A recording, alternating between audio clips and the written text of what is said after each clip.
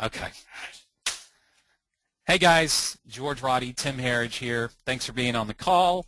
Today's about papering it up, controlling it, right?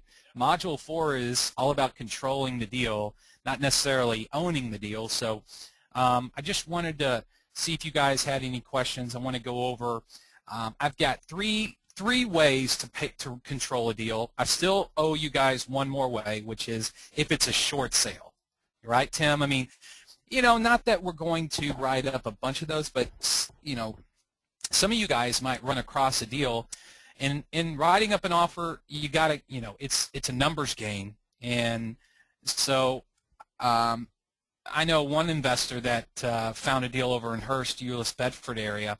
It was a short sale.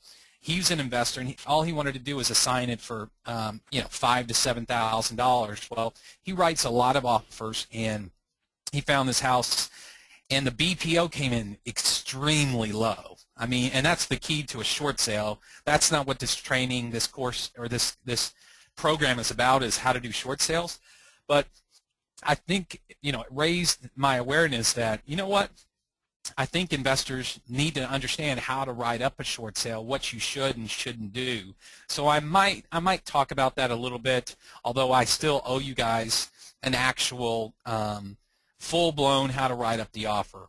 But, it's going to be a 5-minute video. What I want you guys to know is when reviewing these videos, you need to start with writing up. You need to start with the number 1 right underneath Module 4, Contracts and Addendums.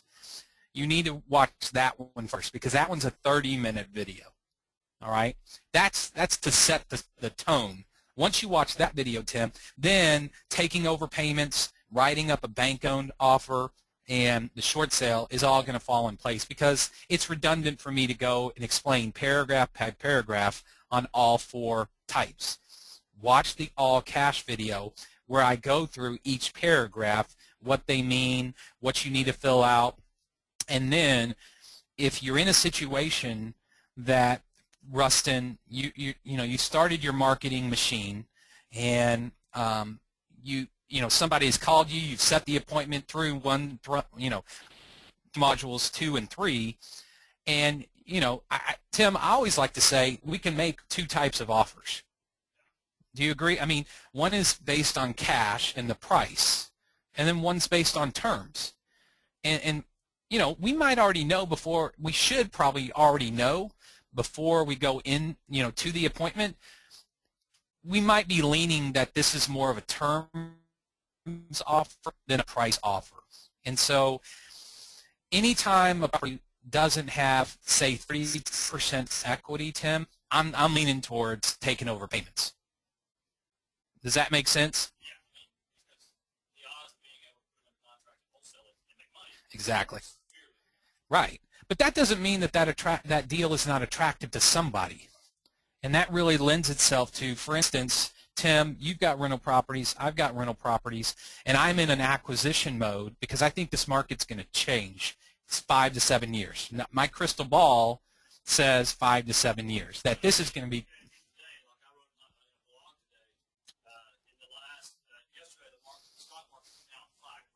Right. Right.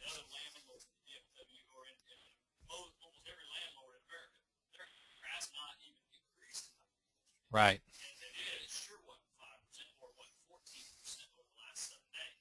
Yeah. So there's a lot of people like you that are in this mode, but they can't get bank financing, so they need you to find a deal with terms that they can step into to build their portfolio. Right. So you got, if the house doesn't have 30% equity, automatically I'm thinking take over the payments.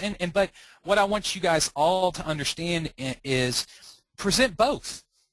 Because like the Pepperbush house that I acquired last week, that lady came to closing with $23,000. And now, and you taught me, talking to you, is you don't know their circumstances, right? I mean, you've got to look at it, and I told her she had like an 8% interest rate. Because I asked her, I said, I can make you 2 types of offers. One that's based, one's that's purely cash offer, it's based on price. and then I can get creative and we can do terms. What's your interest rate? I know you have an $80,000 loan. What's the interest rate? Well, the house is worth 100, 95 to 100. And she's like, oh, I've got an 8% loan and then a second loan for 12. And I'm like, yeah, that's not going to work. I said, really, once I gathered that information from her, I said, the best thing I can do for you is write you a cash offer and close in 2 weeks. And she's like, what's your offer? I said, I don't know if you're going to like this. Yeah. I said, And I said, my offer's 60. And she's like, you're kidding. And I said, no, I'm dead serious. And so she was like, and I said, I understand that you owe a lot more than my offer, but that is the best. I'm trying best foot forward. And she thought about it, and she said, how about 65? And I'm like, but you know what, Tim? I still couldn't do it. I told her, that is close. Let me crunch the numbers. I went back home. I said, Patricia, my best offer is 60. I'm sorry. Hey guys, I know you're kind of having trouble hearing me. I'm seeing that on here. But George and I are in the same room, so I've got my microphone turned off so that you don't get a bunch of feedback. So I'll move over there. But George, Rustin was asking, how much equity can you repeat? Rustin, are you talking about how much equity before he starts thinking terms? And they might not be able to hear you because I've got this headset on. So why don't you do this? Why don't you unmute yourself but turn your speakers off, and let's see if there's a huge echo. Okay, guys. 1 second. We're going to change this. Because I can't see any of those questions. All right, take your headset off, George. Okay. Can you guys hear George? Hey, testing 1 2 2. 1 2 2. 1 2 3. Can you hear me? Much better, yes. Yes, okay. We're good now. All right, sorry about that, guys. All right, so I'm muted. Yeah, you're muted, on. Okay. and my microphone's picking us both up. Okay. So what's your question? What do I need? What do we need to repeat? Rustin said disregard. He figured it out. I think you repeated it as you were talking. Okay. All right. But just for everybody, the edification of everybody, if the house doesn't have 30% equity, and you should be able to know that. I mean, one of the training courses that we provided in this program was title research.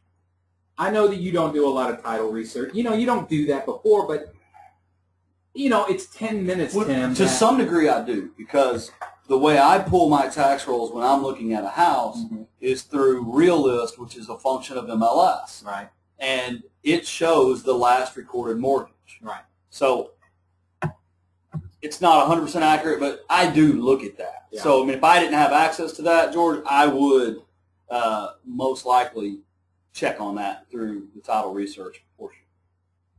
And I think that, it can't hurt to know how many liens they have on the property. Does that make sense? And when they took out the loan, and it's not going to tell you the mortgage payment or the interest rate, but you can kind of amortize a loan and have an idea, unless they paid it down significantly, Right. And you don't know that. But most people that I found, and let me get off, I was going to go to a title like the Collin County website and actually show how you could give me an address. Rustin, you're in Collin County. Give me an address, or somebody give me an address in Collin County, and I'm going to pull up two websites, Collin CAD, and we're getting a little bit off, so I don't want to get too far off subject. But writing up an offer, one of the things that I might do, setting up, before I go on the appointment, is check the title.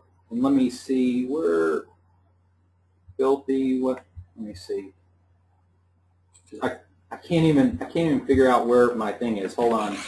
Collin County Deed Records. Okay. And Fred gave us Fred gave us his own personal house, but hey, that'll work. all right. Hey, everybody, where is it? Is it in Tarrant or It's Collin? Collin. It's in Allen. Okay. Hold on. Bel Air Court. Ooh, that sounds high rent, Fred. That's high rent district. Absolutely. So, what's the address? 400 Bel Air Court, Allen, Texas, 75013. 400? Yes, 400. All right. Bel. Next, looks like there's a space. Bel Air, AIR. No space. I think what I have to do. What in the world? Oh, it is 2 words. BEL space AIR. Okay, I'm just going to put in Bell. 1L. Ah, that's what it is. There it is. Waters Crossing at McDermott and Custer? Or Alma? McDermott and Alma, yeah. Okay, so here's what I see on the appraisal district, Fred, is I see that you purchased the property and you tell me, if, you know, I'm getting here. So the house was built, looks like, around 94. And Fred, you bought this property from Leslie White and Jana White in 97. So from right there, that's where I start, because I'm not going to search the Title 10 before 1997 because he didn't own the property before 1997. So that will eliminate 1,000 records for his name, per se. So now I put in Fred and Sally, right? I come here, I put in, what is his last name? Roberts? Robertson. Okay. Fred. And then I put in, I'm just going to do 1996. So I just, instead of, it's February 14th, 1996, and then I click on search. And what I do is I'm going to find, look right up here, I've got 17 records. The first thing I do is I click date recorded. You know why? Because it will put it in chronological order. You see that? Yeah. Now, coming back to CAD, what is the legal description? Lot 60, Block C. I'm looking for Lot 60. Look what, on 9/25, a deed and a deed of trust was recorded in the county records. So that shows when he bought it. This is the deed showing he owns it, and he took out a mortgage. And see, look at all these others. Then there was an assignment of mortgage where his mortgage company assigned the loan to Mortgage Electronic Registration Systems, i.e. MERS. That's the conglomerate that handles, they basically process and really own the note now. But look at all these. Lot 20, Lot 20. So, Fred, tell me if I'm right. You bought the house in 1995 and took out a mortgage, and I'll tell you how much you took out right here. It always takes a few seconds longer the first time I pull up the PDF. Y'all bear with me. You and Sally, I don't know what you paid for the house, but I know you borrowed $153,600. Am I right? Okay, I'm assuming I'm right. And then now I'm going to go back and give me a second. Rustin wants to know how you got to that website, the Collin County Clerk Records. Right. .co.Collin. Yeah, Rustin on. And let me figure out why my cursor isn't working. I think it might have to do because I'm buffering this. Hold on. Come on now. Oh, there it is. All right. Let me show you how I did that. Go to Roddy Network. The easy way is, go to Roddy Network. You guys all should have access to this. Go to Title Research and Examination. Go to Title Research Websites. And here is Collin, Dallas, all that. Now, I uploaded the top 45 counties in Texas, all of their websites. Wow. Yeah, so I got Dallas, and I got the tax assessor, the county clerk, the appraisal district, all phone numbers, which ones are online, which ones aren't. So I uploaded, but here's your quick way. Just go to DFW, and then right here, deed records, appraisal district, tax assessor. So, or you could go to Google and just put in Dallas County deed records or Collin County deed records. Some counties are a little hidden That's why I created these forms. All right. So let me close this out. 153,000 is what they borrowed, and then I come down here and Fred, you guys refinanced in 2003. Am I right? And I'll tell you what you refinanced for. So I automatically know they've owned the property since '97, and then they refinanced in 2003, and it'll pull up and tell me it's probably for under 153. It might be for more. Right.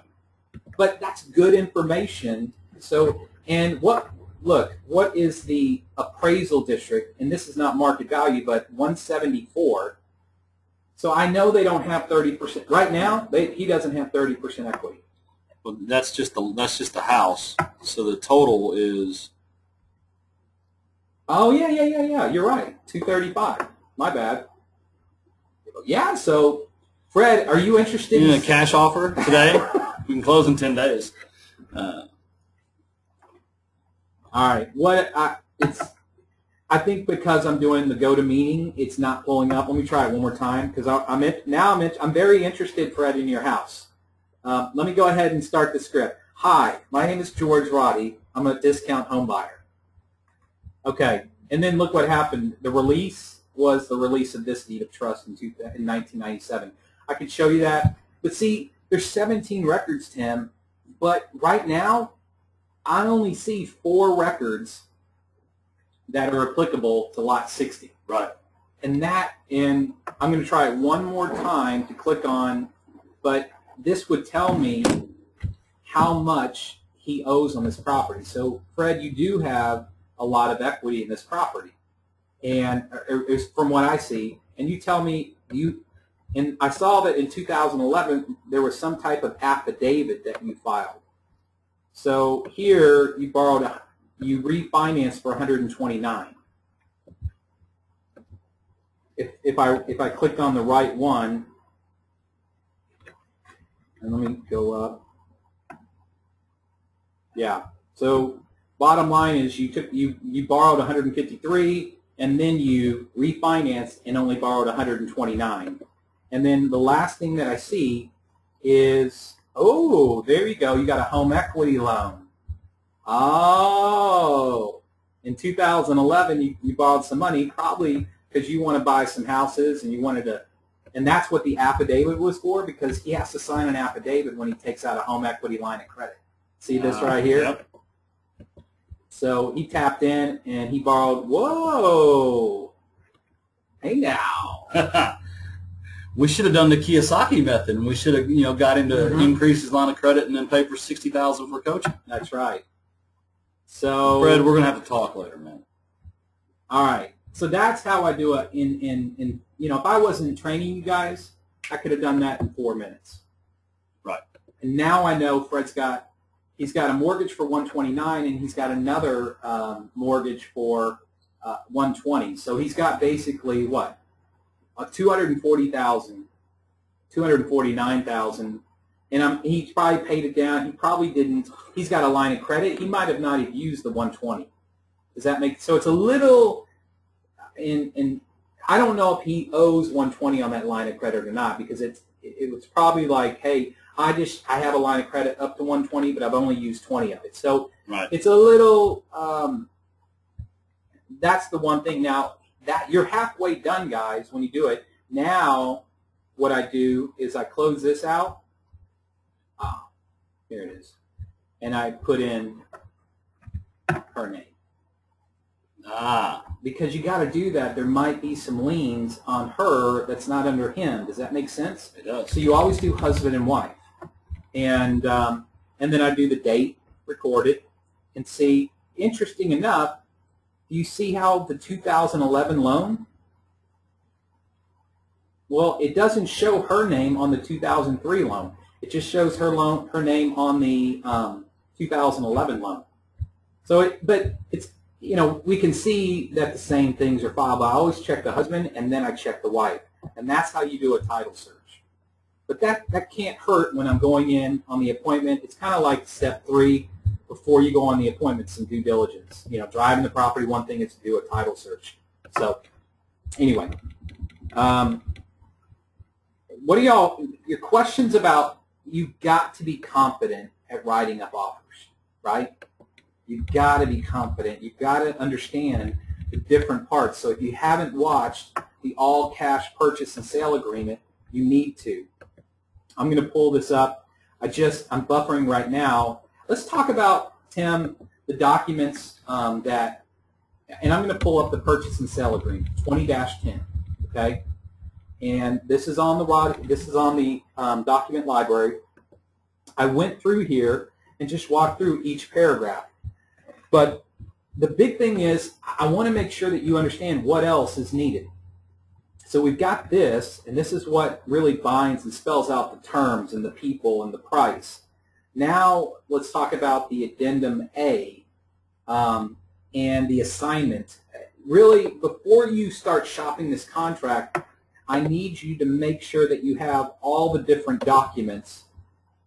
And let me scroll down. Right here, you need to put in the addendums that go with this. And the biggest one is the addendum A. Like Rustin and Fred, you guys are up in Collin County. There's not going to be that many homes. Well, I shouldn't say there's not going to be that many. You might not need the lead-based paint addendum in a lot of cases. Because the lead-based paint, and again, I have a video on the lead-based paint on the network right now. So right here on page 8, this right here is seller's disclosure for information about lead-based paint. And then homeowners association, Waters Crossing, where Fred lives, absolutely has a mandatory homeowners association. So Rustin, if you were trying to purchase Fred's house, you absolutely need to fill out the addendum for property subject to mandatory homeowners association. We need to talk about that because, Fred, you need to understand as a seller that you need to provide a resale certificate and the subdivision information and pay for that.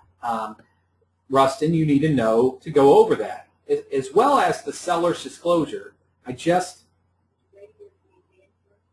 Who? Franklin? Yeah, he doesn't work in this office. Okay. So the what was I saying? The seller's disclosure spells out all the terms and the defects. And I'm going to have that after this call because I'm buffering it right now.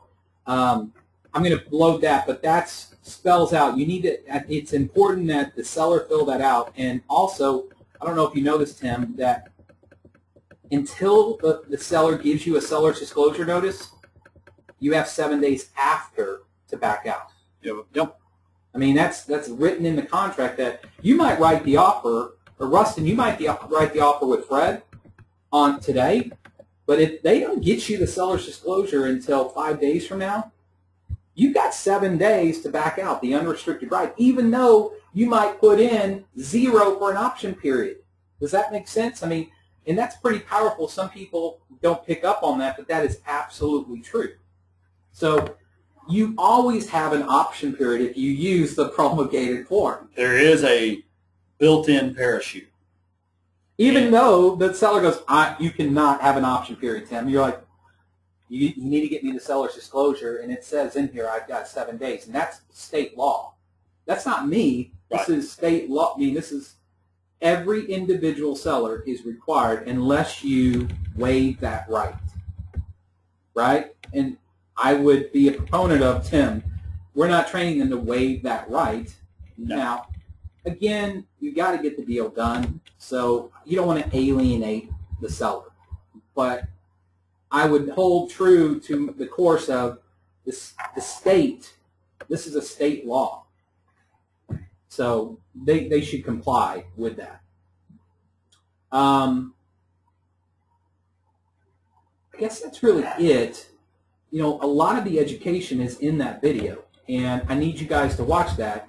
I'm coming back to the taking over payments. We're absolutely going to write that offer. We're going to use the same contract that we did on an all-cash purchase, but taking over payments, I'm not going to put in. The biggest thing on taking over payments, Tim, is I don't put in a sales price.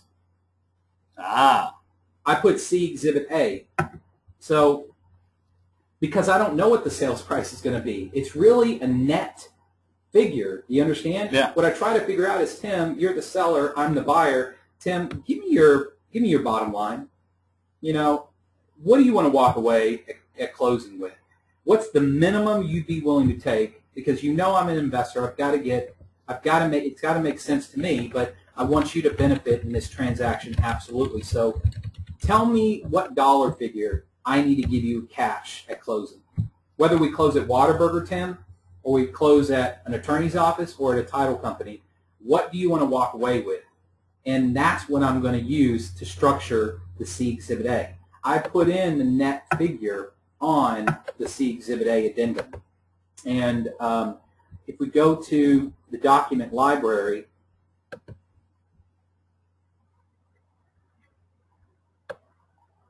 right here, contracts and addenda, not assignment, no, okay. Well, I need to put the Exhibit A on here, so I'll do that right after this, but let me just show you, because I don't have it on here. Let me just show you, because I should. Hold on one second. I don't want FTC. Let me come here, Robbie, Real Estate Document Library, Real Estate Documents, and Exhibit A.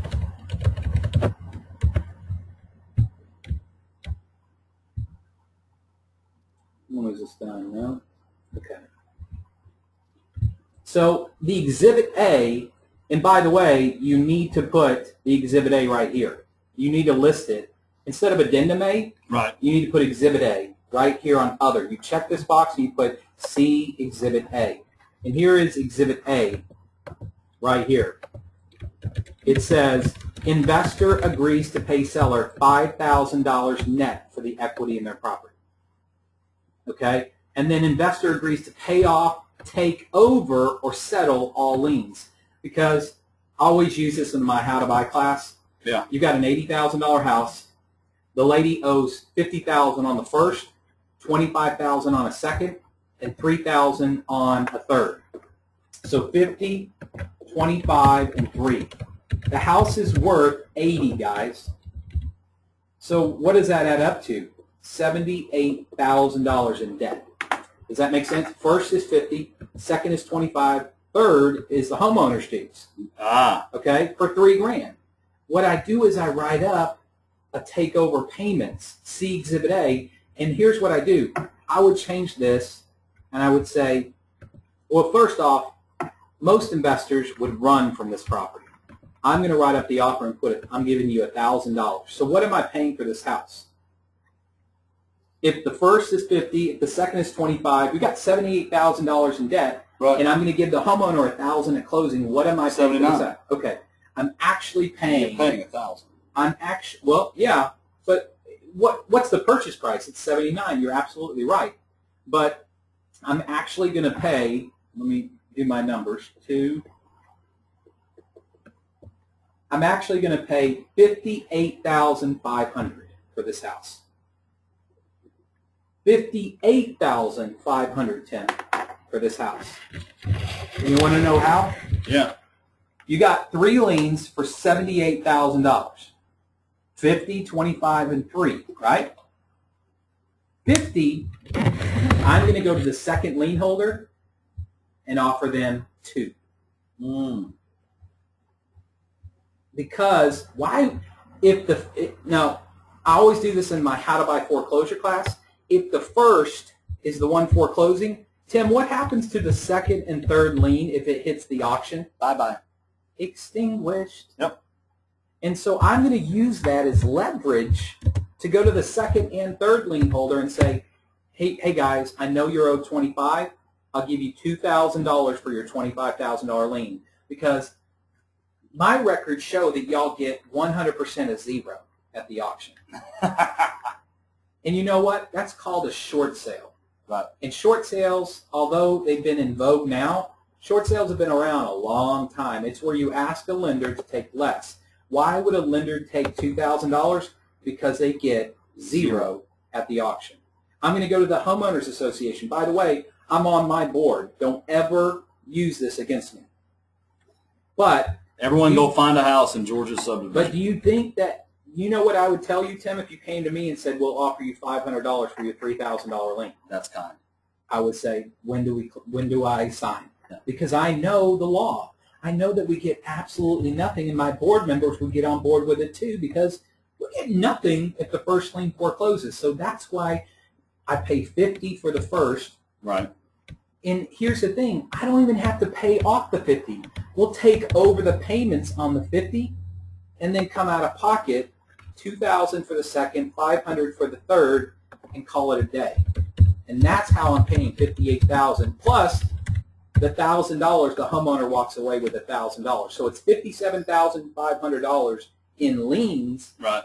and then $1,000 to the homeowner, and that's how you do this deal. Questions, comments, concerns? None? Well, I'll move there on. are some of them. Fred Robertson would like to tell you that you're brilliant. You know what, Fred, that's very kind of you. I appreciate that, and I agree that I have some brilliant moments. Oh, me. My hat, Jess, I can't wear my hat anymore. No. Yeah, the hot air in this room is really getting awful. All right, so back to flip that contract. I'm just talking about we gotta think outside, and we've got to find people that are motivated. Right. And it's absolutely, I want to go after deals that have large amount of equity, but there are going to be times when you're marketing and the consistent campaign, people are going to call you. We've got to look outside based on price. Our offers are based on price or terms. Yep. And that's how we roll, and that's how we're going to do more deals. And at the end of the day, you've got to be confident and comfortable sitting down and writing up an offer and explaining it across the table. That here's what I'm doing. We are going to take over your payments. And one of the things that I do when we close this is I'm going to provide them. Here's one thing that I think it's important for sellers to understand if I'm taking over their payments. There is a ripcord for them. There is what's the word I'm looking for? There is recourse against me. The way I paper this up, Tim, is if I write in writing that I am going to sign a deed at closing back to you. If I were buying your house by taking over your payments, I am going to sign a deed conveying the property back to you at closing. And it's going to be held with my attorney. In the event you show my attorney that the mortgage is more than 2 months behind, that deed has to be recorded in the county clerk records. So you're giving them a way to where they're not stuck with you taking them all the way to foreclosure. Exactly. I just think that's fair. I agree. So you have to give them. I'm looking across the table and I say, my job is not to buy your house and not make your payments, but I could get hit by a truck tomorrow. You understand that? If I get hit and if for whatever reason I miss 2 of your payments, I don't want you to be that Titanic. Right. I want you to have recourse and get the house back. And the money I gave you, you keep. But that deed is going to be recorded back to your name because I think that's the right thing to do. Right. And that message and putting it in writing gets me more deals because of that. Yeah, I mean, you're giving them some security that you're not out to make money except for the way it's disclosed. You're not out trying to be a shark. You're trying to make money, and you're telling them you're trying to make money, but you're not going to try to take them down if you go down. That's right. And that's what separates me from a lot of other investors. So let's talk about, I'm looking at all these, and guys, you need to watch. The only way you're going to get comfortable at this is if you have reps, right? So you need to practice writing up an offer. You need to practice writing up a bank-owned. The big thing is you can't assign bank-owned properties. Well, you're right. I mean, would you agree? You can't assign an REO property. Right. You've got to do what's called, now do you call it a simultaneous, or is that not a good word? I call it simultaneous. Okay. I don't call it double close. Well, why is that? Because I use double, but, simultaneous, double, tell me why. Because to me, I like to call it simultaneous because most of the time when I set it up, I actually end up closing with the end buyer's money. I thought you couldn't do, you know. Well, is it all- is all- what I do is like say I'm assigning a house on Main Street to you. Yeah. And it's an REO, Mhm. so I've got to close. Yeah. Well, I find out who you're getting your money from, and I just have them loan the money to me, and then I sign a note and deed of trust. I sign an assumption of warranty deed and vendor lien over to you. You assume that loan. It's basically a sub-2, and I get paid my assignment fee when you assume that loan from that person you were originally borrowing the money from. But if you're paying pure cash, what you do is we just do a quick note and deed of trust. You loan me the money. If you're a lender, I fund my transaction. Mm-hmm. We modify, we do a real quick deed, and you're protected by the title policy that I got. I get my fee, and we move on down the road. Okay. So the key component, though, you said is you talk to. I find The out other where guys- my the other my guys- buyer's money is coming from, Whether and it's hard money or private, whatever. I hop on the bandwagon. And you kind of use that, you know, hey, to get this deal done, can you, you know, I need you to do Let's this. both save some money. Right. You call the lender and say Longhorn Investments is loaning you the money Right. on a hard money loan. I call Longhorn and say, hey, you want to make an extra point? Gotcha. Give me a loan. You only got to fund the loan once, Right. and then just modify all the docs to where George is entitled, and I get my assignment fee. Okay. I got you. Yeah. And they're going to do that. Yeah, they get a point, and there's no way I could have got in and out of the deal for a point. Right. I got you. Unless I just have a bunch of cash laying around and I'm willing to close into open title, which I'm not. Mm-hmm. Right. Open title, Anytime just in you case can- you're listening to that, means that you basically review the title work and you're comfortable with it, and you go ahead and close and don't get a title policy. Which I did it once. No, I'm sorry. I almost did it once, and I didn't. And I paid $40,000 cash for this house, and on Tascosa in East Dallas, and it took 18 months to get my cash back because the guy that sold it to me forged the affidavits of heirship. He disappeared. Nobody could get that 40 grand back. Wow. He was gone. But I finally got my money back. It wasn't with interest, but Yeah. it was still my money back. Right. Yeah. And I'm cut from the cloth of buying on the courthouse steps, Right. and we don't get any title policies. No. But you know what? Well, you I've do. got- You've got an assurance that there's only a couple things that could be in the way. right. and that, you that know- survived the sale. Right, and you know that those things that survive the sale, you get your money back. Mhm.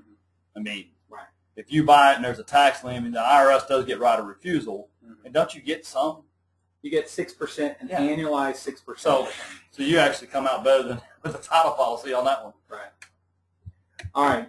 Rustin had posted some questions to the board yesterday. He gets 3. You get 3, Rustin, a week. Did we not say that in the? No, I'm kidding. And I told him that I would start with that today. So let's see.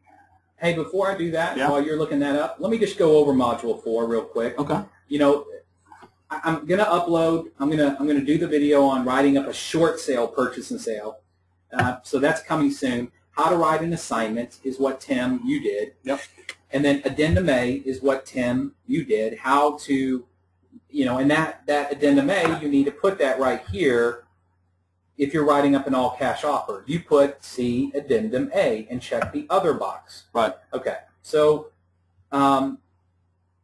Scrolling down, Homeowners Association. That's that mandatory document. I mean, that's that document that talks about properties that are in a mandatory homeowners association. So again, you need to understand, is it in, you know, you need to check in MLS or Property Analyzer Pro, does it have homeowners association fees? And if it does, you better take this document with you. Termination of contract. I talked about this video, and this is what you use during the option period. And you could even use this after the option period, but I think it's important that everyone understands they're so fearful about getting sued, right? We're in a very litigious society. Yes. And so don't worry about it if you're during your option period. That's why you want your option period to be as long as possible so you can, you know, you have that parachute. This is the document that I'll use if I have to terminate the deal. Just like the lady on Pepperbush that I bought her house, Mm-hmm. she told me go to you know what when I told her we contracted at 60 and I told her I can't do it because of foundation work. I had my foundation guy go out there, and I told her I'm revising the contract. Here's the amendment, and that's in here too, I think. No, it's not. I've already done the video for the amendment, but I amended the contract to $57,000, and she blew 3 pistons when I did that. I mean, and so what did I do? It was my last day of my option period, Tim. I emailed her the amendment that said $57,000 was the sales price, and I also included the termination of contract. Because it's at my option. If she accepted, by the way, she didn't accept my amendment, so it automatically terminated at midnight that night. Does that make sense? Yeah. Then 24 hours later, she signed the amendment and got it to me. That's nice. So that is, that's the termination is really what I use to get out my get out of jail free card. Lead-based paint, that's only properties built prior to 1978. I'll put the amendment in there. I did a 5-minute video, and then the short sale addendum. Once I do the how to write up a short sale purchase to sale contract, I'll put in the short sale addendum. So that's really, those are the different types of ways to control real estate in this program. Right. All right, questions? Got one. Brian Farmer says that would make for great TV. Right, Brian. What, the conversation? The lady blowing a piston. Yeah. Or all 3 of them, I guess. Joe asked, do I always need both parties, husband and wife, to sign if both are not listed on the tax rolls?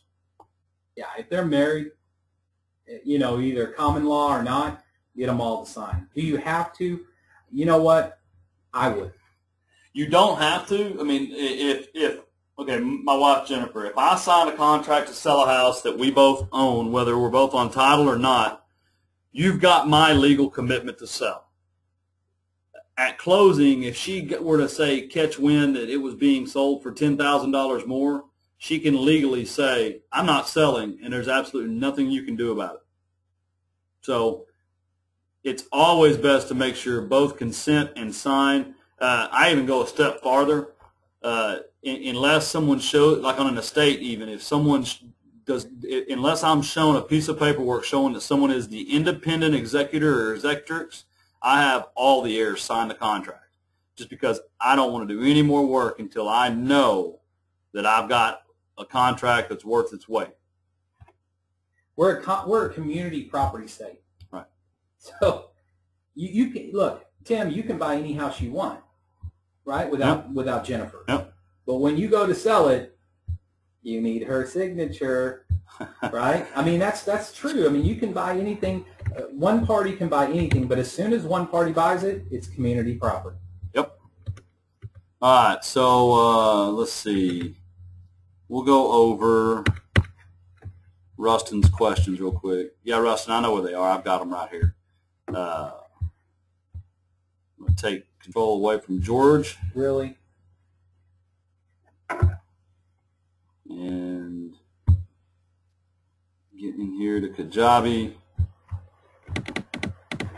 Okay, so great video, George. I came up with a few questions.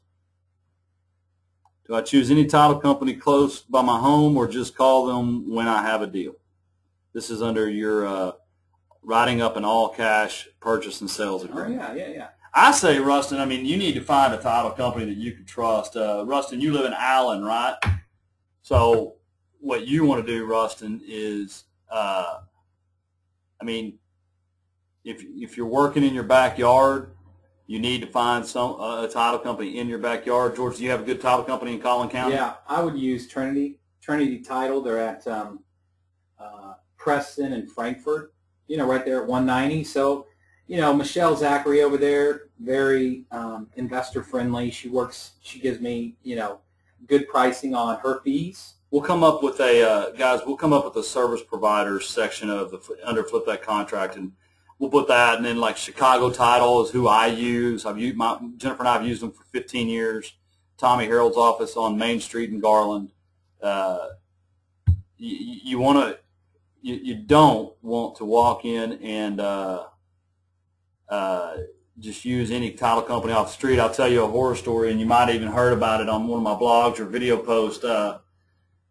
When I was in Arkansas last month, or not last month now, in June, that was, I bought this house down in Duncanville. I bought it, I think I paid $52, and I wholesaled it for $62. Well, the seller the executrix lived in southwest of Cleburne. So I actually went in, called a realtor, and found a title company in Cleburne so that the seller could go, because the seller didn't have email, fax, nothing. I mean, she was going to have to drive to Garland with the probate stuff, and I didn't want to burn up hundreds of dollars in courier fees and FedEx fees. So I thought I picked a good title company, but of course it backfired. I did a $10,000 assignment to the investor, and then lo and behold, it was the day of closing. I'm out in Hot Springs, Arkansas, just enjoying my time. I know I'm about to get 10 grand wired to my bank account, and I get a call from the closer saying, my attorney has said that we can't close this assignment. You have to take it off the HUD and settle it outside of closing.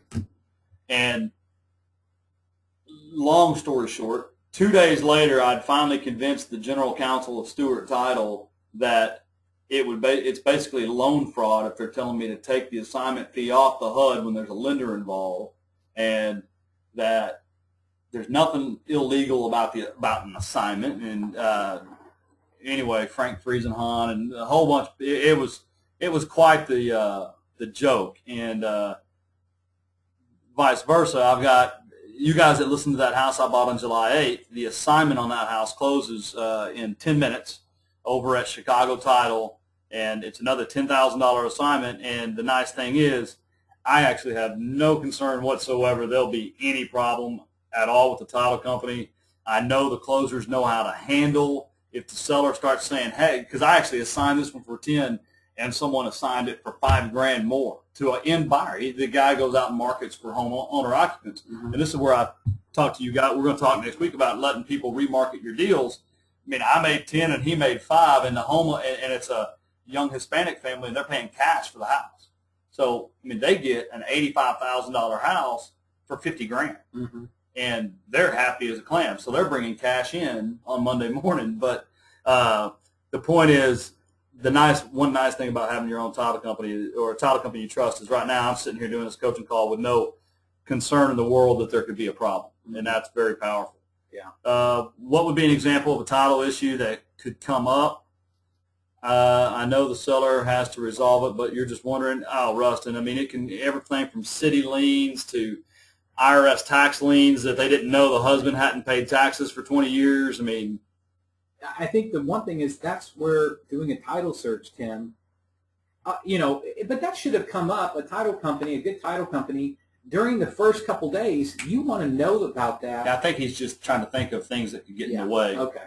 And if Rustin, if you're worried about things getting in the way after you have it under contract, go ahead and start pulling some title research. Do maybe some 20,000 feet title research. But I'll tell you, I mean, very rarely do you run into, of my 1,000 houses, very rarely have I run into a seller that just had no idea about what they owed or if they owed someone and tried to hide it, thinking that they were going to be able to not pay off the debt. I mean, it's just a very rare occurrence when you're dealing with sellers. And like George said, that's what the title company, now everything's electronic. I mean, within 2 or 3 days, they should have the initial commitment, and they should be able to tell you, hey. How many defects? Yeah, I mean, are they bringing cash to closing, or are you raising your price? Joe's typing a multi-part question. And then, Rustin, you said if the seller can't find their survey, then who do I contact to get one?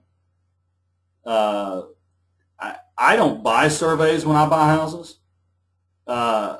If they have one, yeah, I like to mark it in there that they'll give it to me. Mm-hmm. And then it says, I check the paragraph that says if it's not acceptable to me, that I can go get my own. Mm-hmm. But the thing is just contract law education. If you check that box and they can't provide it to you by contract law, they have to pay for a new one. So, Well, I think there's two boxes. It says, well, will the buyer pay? there's one that says the buyer will pay for it. Yeah. There's one that says the seller will provide it. If it's not acceptable, a new one will be provided by the seller. But then the other box says the seller will provide it, but if it's not acceptable, the new one will be paid for by the buyer. Yeah. Well, the thing is, under contract law, if you don't provide it, yeah, then they have to pay for it. Then you have to pay for it. The seller does, yeah. Yeah, so I mean, I get caught in that sometimes with retail contracts. The realtor will check that, and I'm not thinking that I didn't get the survey, and then I end up having to pay for it because I can't provide it. Right. So just I've seen investors that use that as a kind of snake in the grass trick to get the seller to pay for the survey. I don't recommend it, but now you have the knowledge to do with it what you want. Number 4, I think Tim said he doesn't use a survey, but it sounds like that's because his title company doesn't require it. Title companies never require a survey. A title company does not require a survey unless it's a rural tract of land that requires what's called a meets and bounds survey. But the title company is just there to tell you, hey, the legal description of the property you're buying is clear or isn't. It's a lender that would require a survey typically. Where do I go to search and see if a home in Collin County is in an HOA? It's not sticking out when I search on Collin CAD. Well, you do them MLS. Put in that subdivision name, and find out. Just find 1 or 2 listings, and each one of them, when an agent puts the house, either sold, pending, it'll list on there. Hey, if it's in a mandatory HOA. To make it easy, you can just go to Realtor.com and just fly through it and just type in. It'll tell you if there's an HOA or not and how much the dues are. And that's quick. Or if you're in Property Analyzer Pro, you can do it there. If you're in MLS, you can do it there. Yeah. Ultimately, if the seller says, hey, it's not in an HOA, and you mark no, and then you get your title work back and there is an HOA, well, they're the ones that are going to have to pay for everything anyway. On the proration section, you said the seller will get less money at closing because of the taxes they owe up to the sale. Right. This works the same on a traditional sale as well, right? Yes, that's correct. Just want to tell them that there's no yes, that's correct. And the line that I use, and Rustin, if you listen to some of the audio, is I can't agree to pay you any taxes you owe up to the day of closing because I don't know what they are. And you just tell them you've got to pay the taxes up to the day we close. So, Mrs. Seller, if it's $2,400 a year and we're closing on July 1st, you're going to pay roughly $1,200, and then you always caveat it as long as there aren't any other taxes owed. You just try not to ever get into discussing with them on a cash sale. Don't use the word net.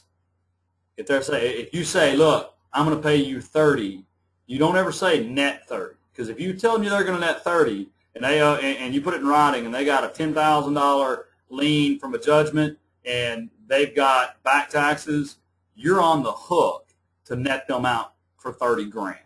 So don't ever use the word net, especially not in writing.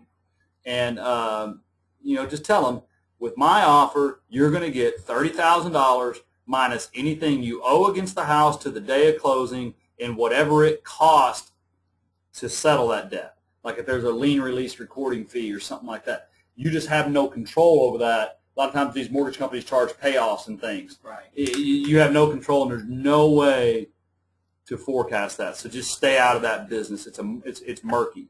How do you ask the seller for the option period without alarming them? Any advice on how to discuss? If you're unsure about your offer, what you say is my partners and I have been doing this for over 15 years. And when you say that, you're referring to me, George, and you. And then you say, I'm pretty certain that I've given you a good number, but I need 7 days to make sure that what I'm saying I can do, I can do. And if they say, whoa, I thought you said we had a deal. You say, well, we do. And it's never been to where the deal didn't work out, but I've just got to get my partners in here to verify everything. And you buy them an option, you make it clear and upfront, and everything will be fine. So, Joe, you said you had a multiple-part question. Do you want to chat it to us? Do you want me to unmute you? What do you want, Joe? Oh, Ask Joe, wait a there it minute. is. I Ask found Joe. Joe lives over in Garland, right? Or he invests in Garland. Ask Joe if if he went to that Mexican restaurant that I mentioned last night. Joe Snow, did you go to the Mexican restaurant That I mentioned last night? that George mentioned last night? It's an insider joke. It's apparently an inside joke. And he probably goes, "What in the world?" He hadn't written back yet. No, I was yes, it was excellent. Well, I was standing in front of the crowd. Tarjeta Day, something like that. And what it is I was standing in front of the crowd, and it was a gift certificate, right, to a restaurant. It said $25 gift certificate, and it says to a restaurant. Well, then it says Tarjeta Day something, and I go, Tarjeta, I've never heard of this, but I guess it's good. And Joe had somebody sitting right next to me, and Joe comes up to me afterwards and goes, "Dude, that means gift certificate in Spanish." You know? So I'm trying to pronounce this restaurant. It's not a restaurant. It's gift certificate in Spanish. Oh, gosh. Yeah. So Joe's question is, when I sign a contract, I provide the signed assignment of contract document to the title company, right? That is correct. And I want to schedule the closing for the assignee 7 business days before the closing date that was written into the purchase contract in 9A, right? That is correct. So if all goes well, when the assignee closes on time, in quotes, do I then advise the seller that they can come in early for their closing since the assignee is going to want access to the property? That is correct. So yes. So in some cases, the seller isn't going to be ready to vacate early because they were planning to close on a certain date rather than earlier. So the assignee is just going to have to wait to gain access to the property. Yeah, what I do is say, Joe, say that first house on Briarwood, that was a good example. When I signed that to you, you closed early, and I had the seller come in, and I called him. He was more than happy to. But if they live there, what you do is you let your buyer expect to close on, say, Friday the 5th, and make sure he shows up and make sure all the docs and everything are in place. And then you just call the seller and say, "Hey, good news, we can close Monday." And if they say, "Hey, look, we cannot close until Friday," then you say, "Okay, well, we need to, can we do it earlier? Do you want to do it Thursday?" And you try to push them up. If you can't push them up, then you call the buyer back, and this rarely happens. I'd say 9 times out of 10 the sellers come straight in. You call the buyer's lender. You have the title company call the buyer's lender and just say, "Hey," or the buyer, and say, "Hey, closing's been put off until next Friday. We need to redraft docs or whatever we need to do to redate it." And a lot of times you get that done before they actually come in and sign, but it's very rarely an issue just to manage the logistics behind that. I mean, I'd say like this morning, if I had an assignee coming in to sign or to close, and my closing was next Friday, I would have called the seller yesterday and said, "Hey, good news, we can close a week early." And if they're like, "Oh, I can't do it, I'm out of town," judging by what they say, assuming they said, "Look, we cannot be out and we cannot close until Friday," I'm probably going to tell them, "Look, why don't you go ahead, come sign on Monday. You can have all your money but the $5,000 you have to leave in escrow, and we'll let you live there rent-free until Friday, but you got to be out by Friday, then the rent starts." I do that kind of thing just to make it easy, because at the end of the day, your job is to deliver possession and to your investor, but also to make sure your investor does what he's supposed to do.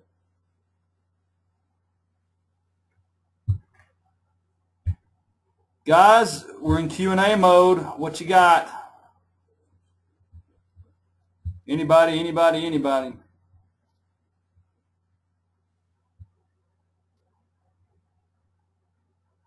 Joe, I saw that you said those videos were private. I went in and fixed them. They're marked as unlisted now. Oh, am I doing that? Oh, sorry. Sorry. My I got your back. My bad. You've been carrying the workload this week. My bad. Assignment of contract, can you go over again how to best conceal the cash price 3A, 3B, 3C that you have offered to the seller from the assignee. Okay. I'll show you, let's see. What's her name?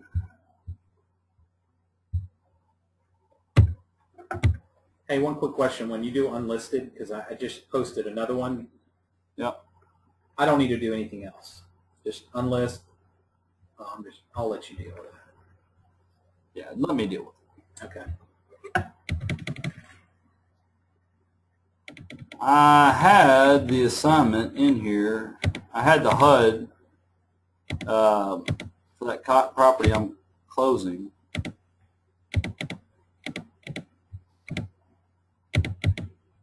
Let's see.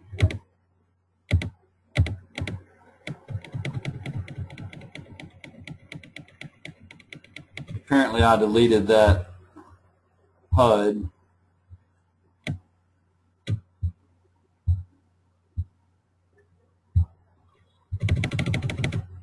Yep. Let me see.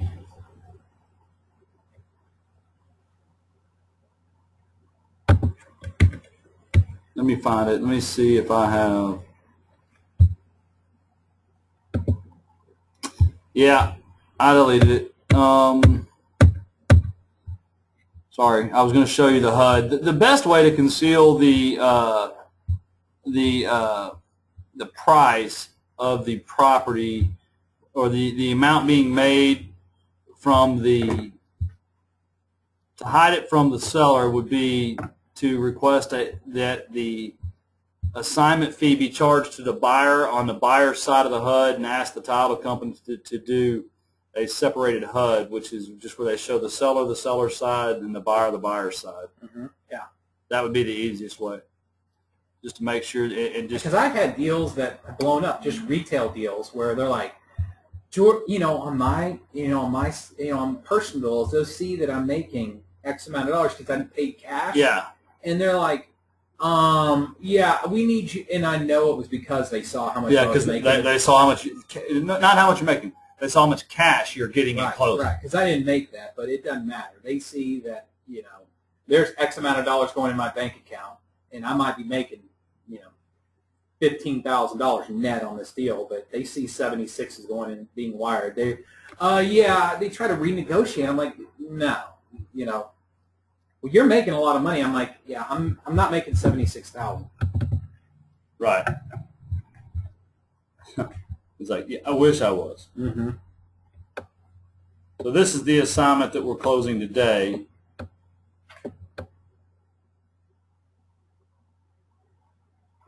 It's that one down there that the guy said he wasn't going to bicker with me. Makes you wish you'd offered $30,000. Oh yeah. Which one is this? Is this the Remember the one that we did the audio on? Yeah. I had the police officer. Yeah. Yeah. We're closing that today. Okay.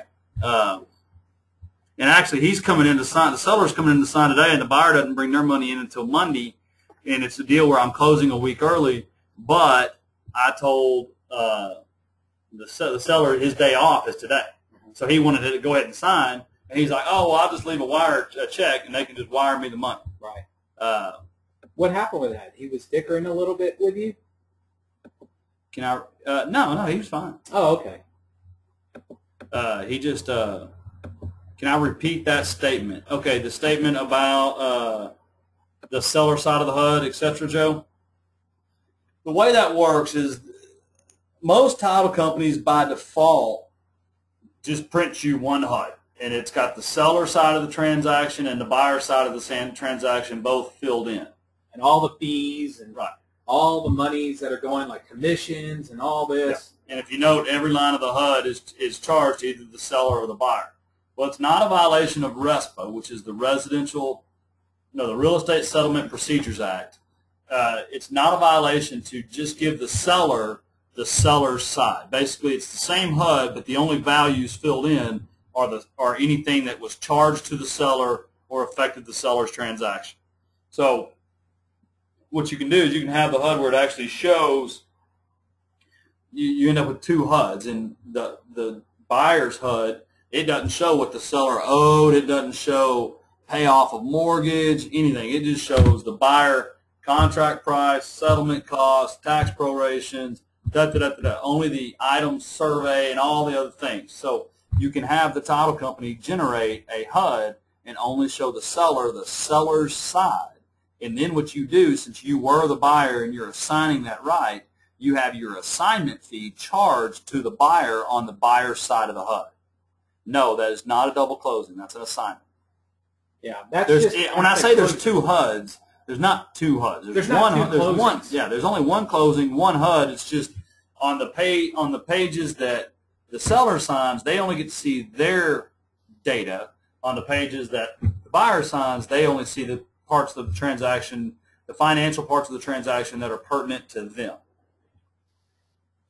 Yeah, that's important, and that raises, I mean, because I don't, Michelle doesn't do that, and I need to tell her. And it's not a big deal. A lot of times they do. A lot of times they do it like that just because it's easier. Right. I mean, they do the, I think there's a button where it says just print the seller side and just print the buyer side, and if they print, right. Instead of printing out one document with both of them on there, they have to print two. Right. Yeah.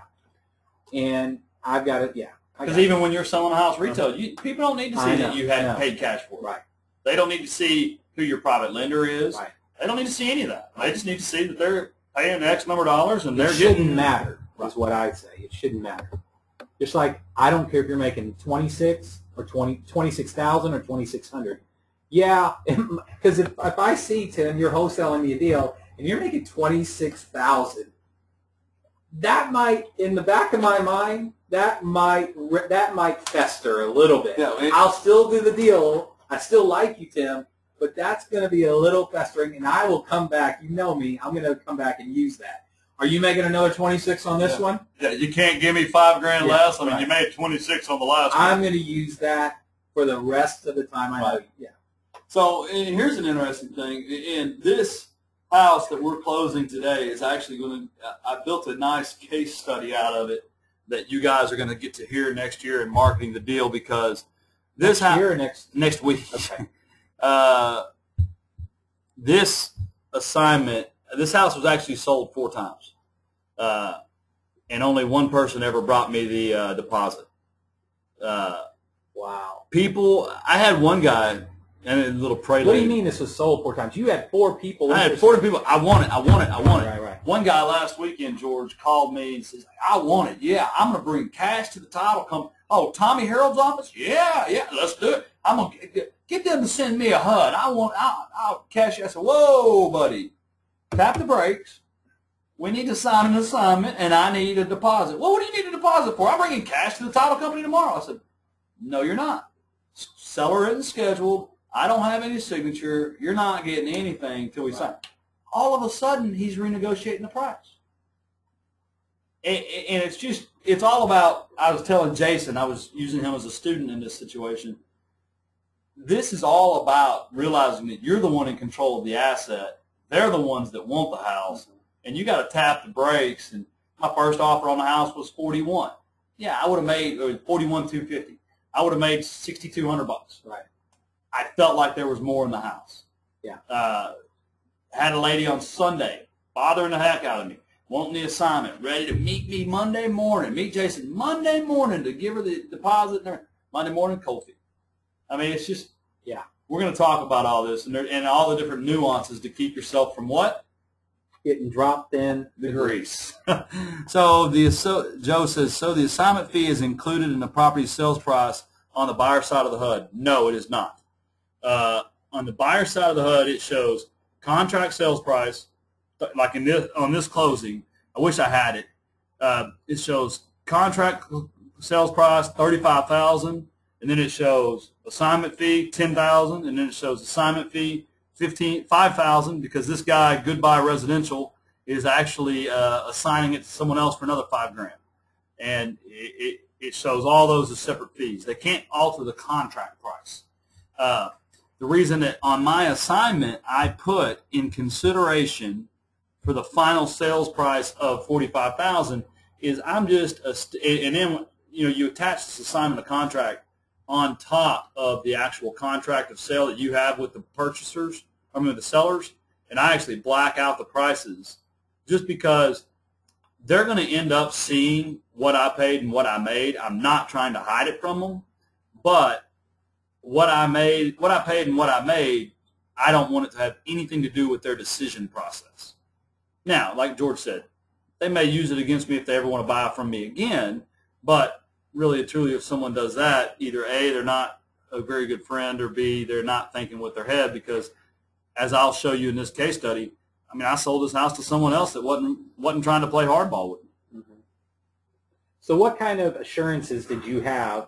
You've got a $1,000 non-refundable from Goodbuy, right? Yeah, it was a non-refundable money order. So, do you do any kind of due diligence on them? We verified the funds. That's the other thing this other guy was talking. I don't need to verify my funds. I'm bringing a cashier's check. I said, before I put my name on this piece of paper, I need verification of funds. If you got the money in a bank account, show me. Right.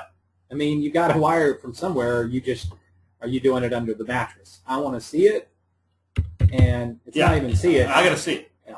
I mean, I got to see how you're paying for this. Right. And I don't accept investment accounts. Mm-hmm. I mean, if someone just shows me an IRA or a 401k, I mean, unless they show me that IRA and they show that they've been doing loans back and forth to purchase, but that's one thing. But if someone just brings me their Smith Barney account or whatever, it's like, look, I've got $500,000. It's like, well, good for you. Yeah. Because most of us aren't willing to spend our retirement money now. And we don't know if it's a self-directed or you're going to pay, I mean, yeah. Any other questions? Excellent. VIPs, I sent you all an email this week. The 2-day infield training is the 13th and 14th here at George's office in Addison. We're going to be touring around in a nice, big, comfortable bus, 21-passenger bus. We'll be doing some in-house training. Then we'll be hitting the field. We'll do a hot wash, and then we'll do some in-house training on Sunday morning, then hit the field again. So if you haven't sent me an email back yet, you need to do so. And if you make sure you use the VIP email. If you don't have it, let me know, and I can make sure you get it. I just need to get a good head count because we are going to have a couple open seats, and I need to fill those with students. So VIPs need to know very soon if you intend on going next week. I really need to know by Monday because after that there's a couple other of the base level students that want to pay to go. So I've got to make that decision fairly quickly. So we got till Monday. Yeah. You're either in or you're out. Yeah. If you call Tuesday, we might not have a spot. Yeah, I need you to RSVP by Monday at noon. It's a 21-passenger bus, and we're only going to put 20 people on it, and it's going to be stocked with water and everything, and I'll be sending you guys the exact agenda on Tuesday, and this is another important thing. On Thursday, you're going to get homework that you need to do before Saturday. It's going to be some tax rolls and comps, so if you don't have access to Property Analyzer Pro yet, or some other form of MLS, Investway, PAP, whatever, you need to get it because on Thursday we're going to be sending you some addresses of properties we're going to, and there's no right or wrong. It's just going to be we need you to pull some tax and comps, bring it with you, and you'll bring a copy of the appointment checklist for every address we give you and a copy of the field analysis worksheet. That way you've got it, and I'm going to the investor toolkit, that video will be out this afternoon. I just finished it this morning. You'll need to get your clipboards too by next Saturday. So anyway, great call, guys. Appreciate your time. Let George and I know if you're having any problems with the course, if you're stuck on something, if you just can't get past a module. Yeah, and also I got an email from Jaime. He said I don't have access to Roddy Network, so I don't know which one of you guys don't have. I mean, I sent it all out 2 weeks ago. I know some of you, like the mortgage assignments. I really, that class I want to do at the end. So, Joe, I'd set you up. But if you don't have access to Roddy Network, then you need to call. Kathy's out of town. She just went to Galveston for the weekend, so it won't be till Monday that I set you up. But I need to know if you don't have access to it, because Kathy set everybody up. Everybody should have access, and if you don't, then you need to call me, email me, and then I got to pass it on to Kathy, my office manager. The general help email for Flip That Contract is edu@flipthatcontract.com. That's the best email for you guys to email, because when it goes off, I know it's about the course. Yeah. And I'm able to look at it, and I'm able to tell if it's something George needs to handle, if I need to handle. The VIP email, VIPs, if you send it to that email, both George and I get it immediately. So you don't need to send it to that and CC me and CC George on different emails. We need to be able to track it and separate it, because it's important to both me and George to make sure that we follow up with everyone that has a question or a problem, and we can only do that if there's a little bit of organization. So I'm going to stop the recording. Y'all have a great, wonderful 120-degree weekend, and much success in your investing. Go drive some neighborhoods. Get to know your backyard. Flip That Contract. Later.